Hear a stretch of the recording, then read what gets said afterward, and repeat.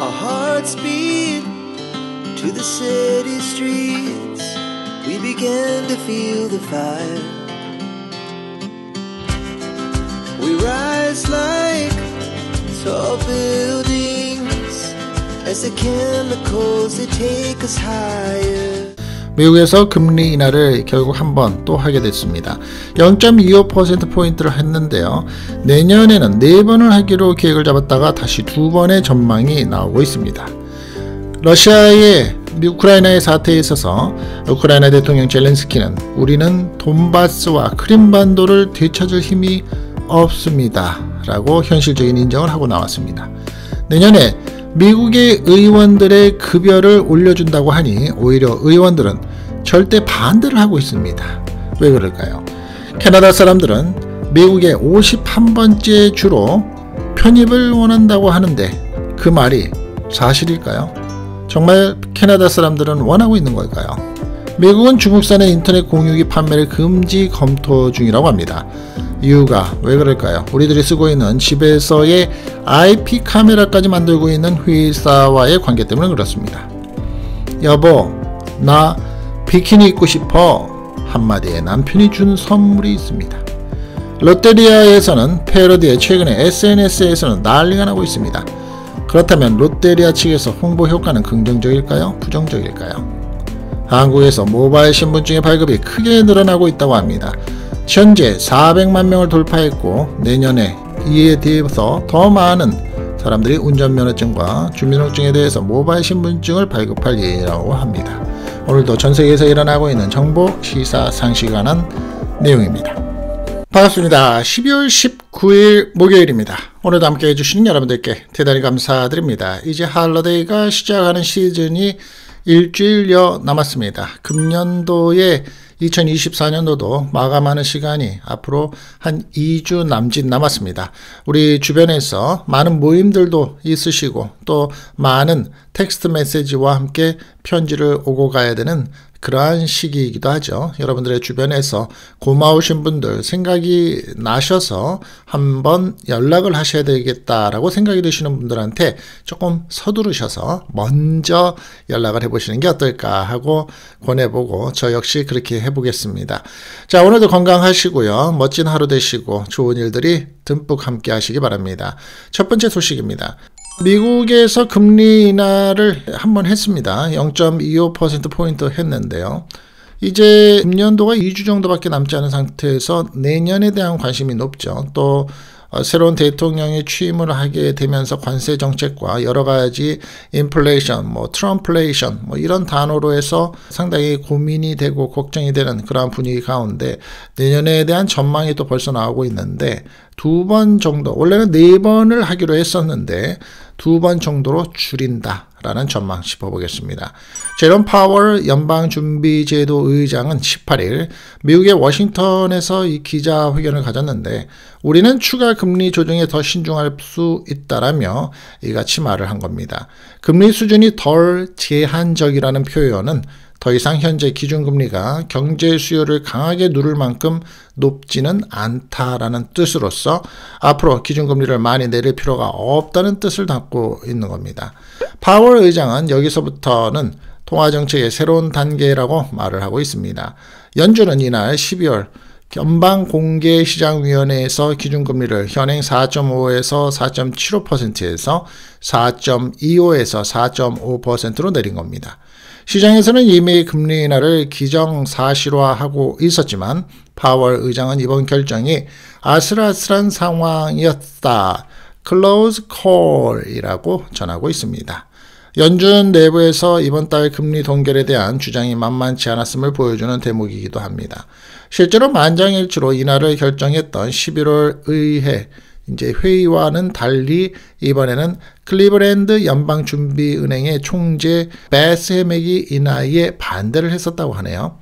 시장의 관심을 모았던 새로운 점도표에서 연준은 내년 기준금리 인하가 2차례 정도에 그칠 것 같다라는 신호를 보냈습니다.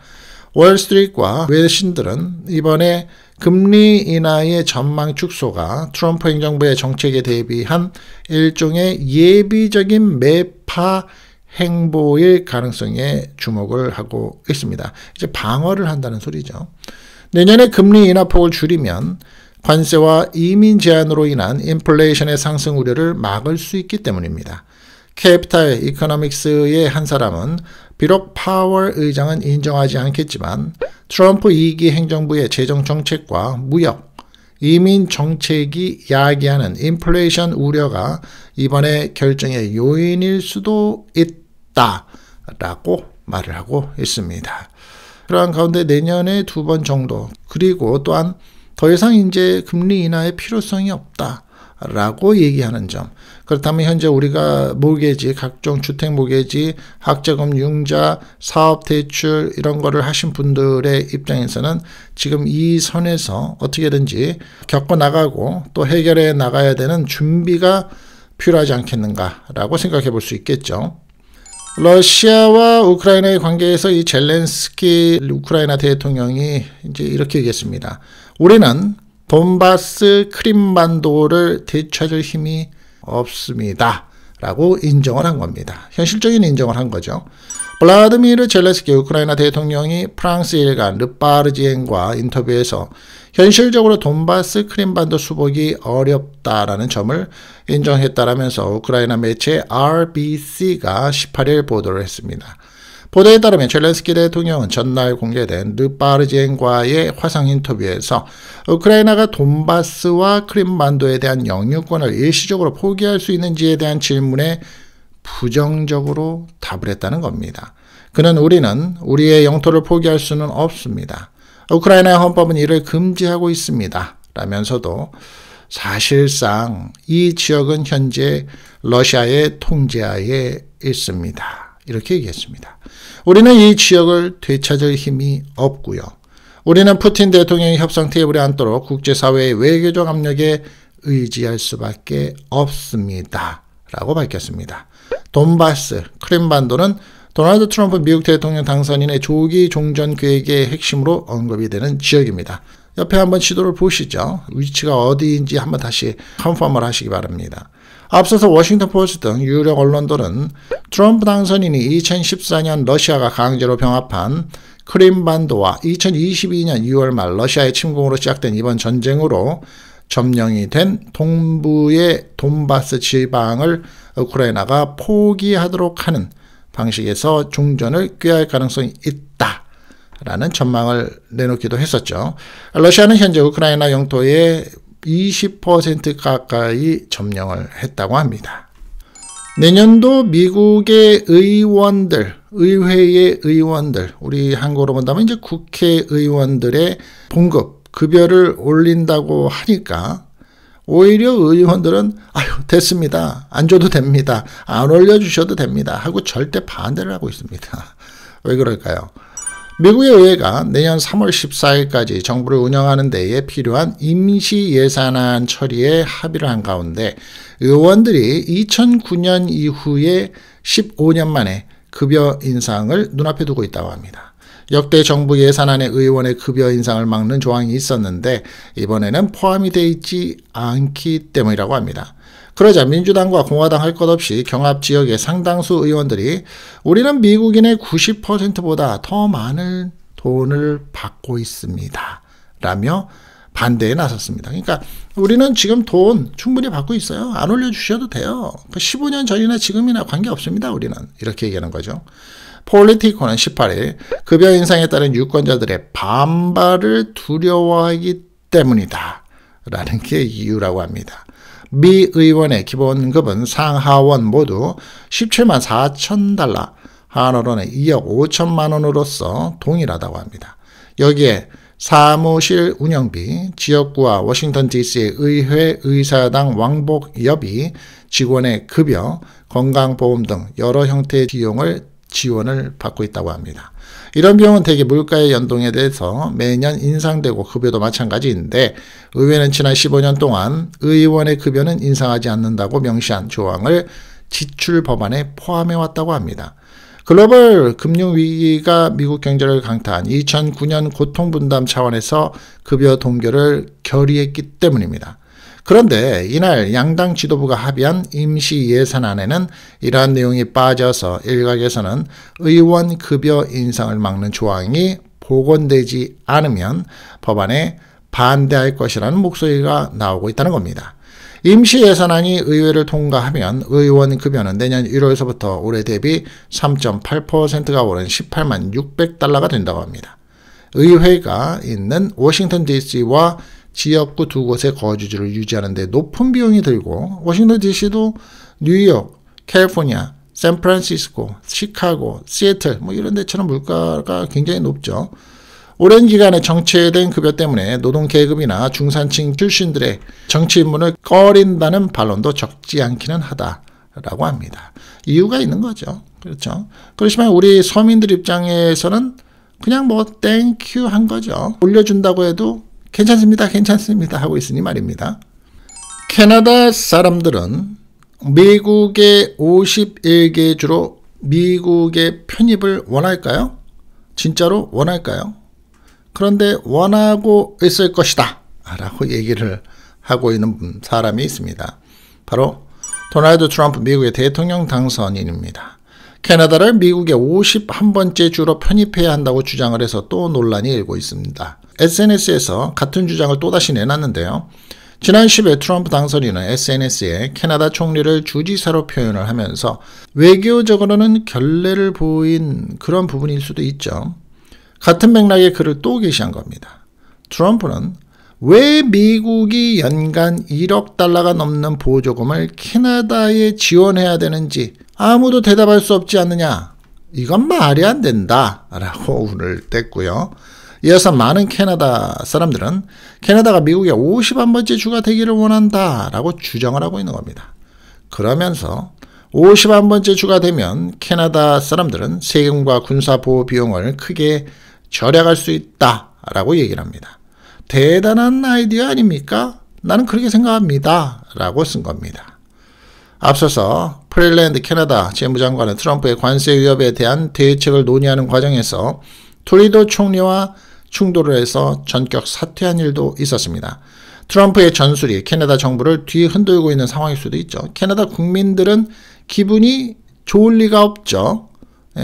그런데도 불구하고 이런 얘기를 2번, 3번씩 강하게 직설적으로 듣고 있으니 어떤 생각이 들까요? 우리 캐나다에서 시청하시는 분들 많이 계시지 않습니까? 여러분들 어떻게 생각하십니까? 이 내용에 대해서. 취임 후에도 이 같은 압박으로 더 큰 양보를 요구할 거라는 분석이 현재 미국 내에서는 또 지배적이라고 하네요. 현실 가능하지는 않겠지만 국가 간의 심리적인 전쟁으로 보는 거죠. 심리전의 입장에서는 상당히 생각해 볼 만한 그런 이슈 내용일 수도 있습니다. 미국은 중국산 인터넷 공유기, 와이파이를 쓰기 위한 라우터의 개념, 그리고 우리가 요즘에 IP 카메라라고 하죠. 집집마다 다 있으신데 사실 이 상표가 미국에는 50% 이상입니다. 가만히 생각을 해보면 상당히 심각한 일일 수도 있는데요. 이 중국산 인터넷 공유기 그리고 판매에 대해서 금지를 검토 중이라고 합니다. 이유가 왜 그런지 한번 들어보시죠. 여러분들의 집안에서도 쓰시고 있는 공유기, 라우터와 또 IP 카메라가 중국산이 아닌 게 없는데 말입니다. 연방정부가 중국 네트워크의 장비회사 TP-Link 잘 아시죠? 저도 이 제품 2개나 있습니다. 상대로 해서 국가안보에 위험이 되는지를 조사하면서 이 업체가 생산한 인터넷 공유기의 미국 내 사용을 금지하는 방안을 검토하고 있다라고 월스트리트저널이 보도를 한 겁니다. 현재 시각 18일 월스트리트저널은 현재 조사를 진행 중인 미 관계 당국이 내년 중에 TP-Link의 판매를 금지하도록 할 수 있다라고 소식통을 인용해서 보도를 했고요. 상무부는 현재 TP-Link의 소환장을 발부한 상태라고 월스트리트저널은 전하고 있습니다. TP-Link는 현재 미국 내의 가정 및 소규모 스몰 비즈니스의 오피스에서 쓰이는 인터넷 공유기 가운데 점유율이 무려 65%를 차지하고 있다고 합니다. 가정뿐만이 아니라 국방부를 포함한 연방정부기관에서도 많이 쓰이고 있는 장비라고 월스트리트저널은 소개하고 있고요. TP-Link의 공유기는 종종 보안 결함이 있는 상태에서 고객에게 판매가 되고 있는데 회사 측이 이를 적절히 대응하지 않는 경우가 자주 발생을 한다라고 소식통은 월스트리트저널에서 설명을 하고 있는 겁니다. 인터넷 공유기의 보안 결함은 제조사와 상관없이 자주 발생하는 일이지만 TP-Link는 보안 결함을 우려하는 연구기관들과 협력하지 않고 있다라고 이 소식통은 지적을 하고 있는 겁니다. 미국의 캘리포니아의 판매 거점을 둔 TP-Link의 미국 법인은 월스트리트저널에서 문의해 잠재적인 보안 위험을 평가하고 알려진 취약점에 대해서 적절히 대응하고 있다는 입장을 밝혔습니다.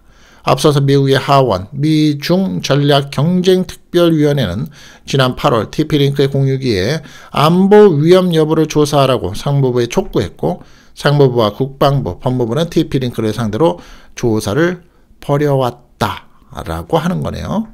이 결과가 굉장히 중요할 것 같습니다. 저 또한 이 제품을 2개 이상을 쓰고 있는 상태고 여러분들도 한국에 계시는 분들이거나 전 세계에 계시는 분들이 TP-Link 제품에 대한 상당히 인지도가 좋고 또 이에 대한 별 평점이 높은 제품이기 때문에 많이 쓰고 계시는데 이에 대한 라우터, 공유기와 또 카메라 쪽에 대한 내용이 미국에서는 생각보다 심각하게 보고 있다는 점입니다. 내용이 업데이트 되는 대로 여러분들과 함께 하도록 하겠습니다.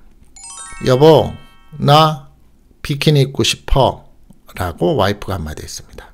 그랬더니 남편이 준 선물이 아주 큰 이슈가 되고 있습니다. 두바이 백만장자 남편에게 섬을 선물로 받았다는 여성의 사연이 알려져서 화제가 되는 건데요.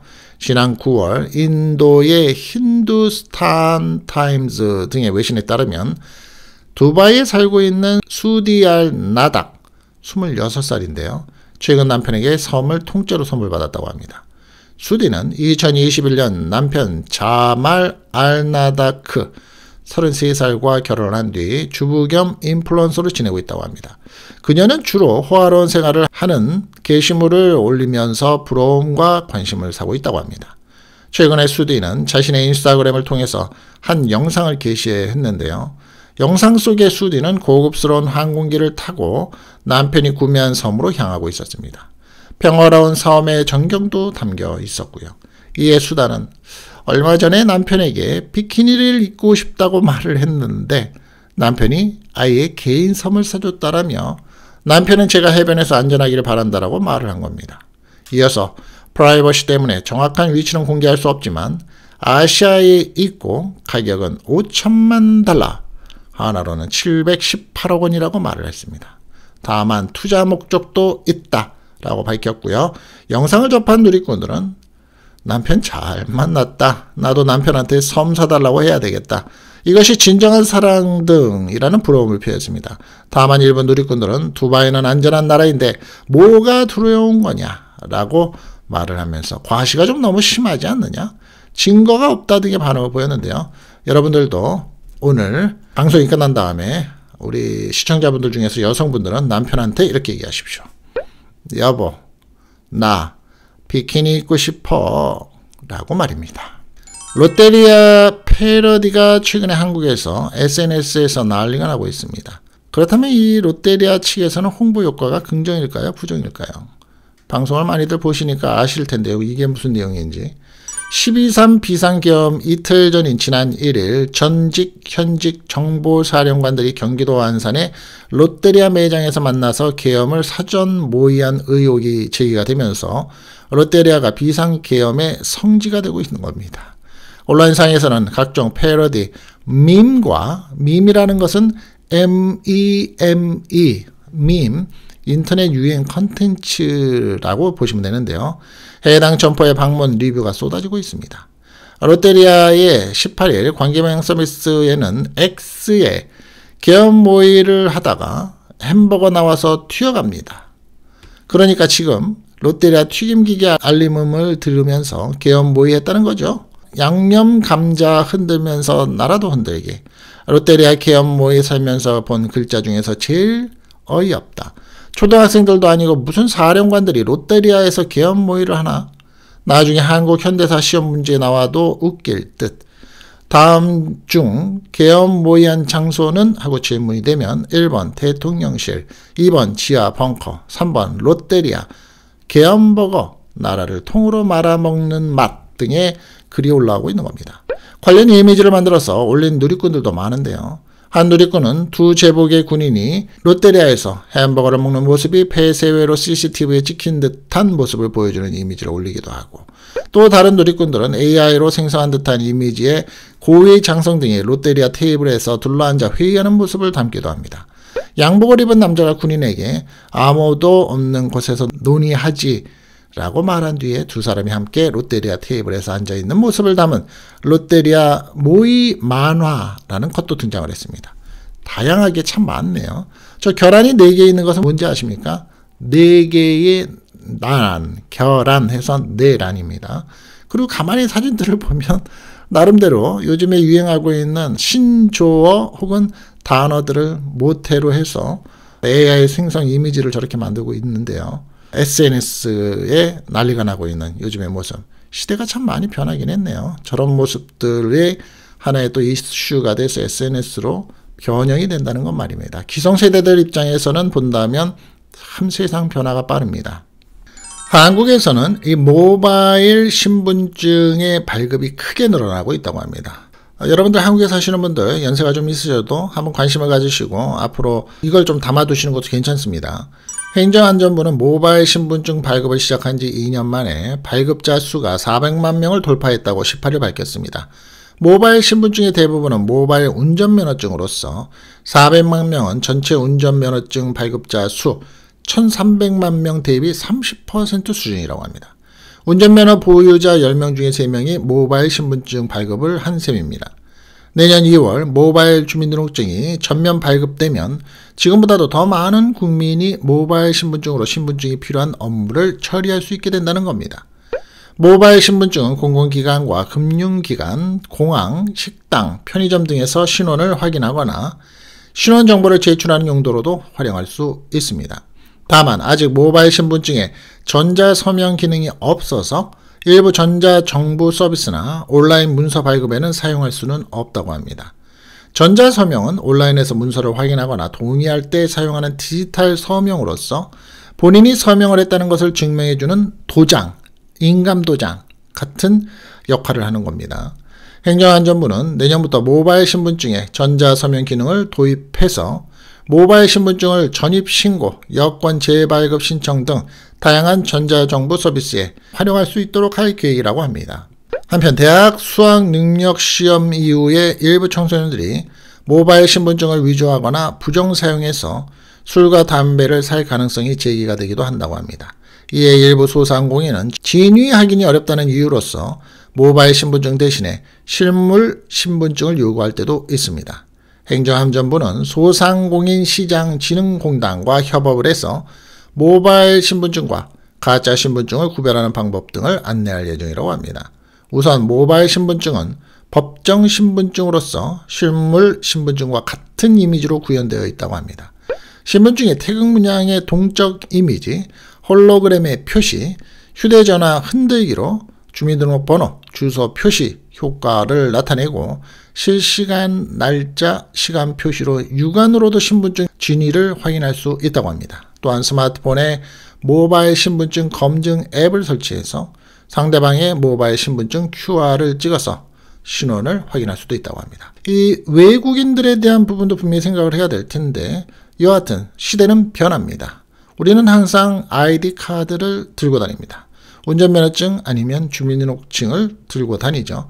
그런데 핸드폰에 담고 다녀라. 그리고 본인 확인을 하는 데 있어서 모두 디지털로 해라 라는 겁니다. 관심 한번 가져보시는 게 분명히 좋을 거라고 저도 권유해 드리고요. 이 모바일 신분증에 대한 얘기가 필요하실 줄 몰라서 제가 시간을 내서 한번 이 영상도 여러분들과 함께 담아보도록 하겠습니다. 자, 오늘 제가 준비한 영상은 여기까지입니다. 끝까지 함께 해주신 여러분들께 대단히 감사드리고요. 여러분들은 늘 말씀드리지만 멋진 분들이십니다. 늘 감사한 마음으로 더 좋은 영상으로 보답을 드리도록 하겠습니다. 다음 시간에 또 뵙겠습니다. 감사합니다. Our hearts beat to the city streets. We began to feel the fire. We rise like tall buildings as the chemicals they take us higher.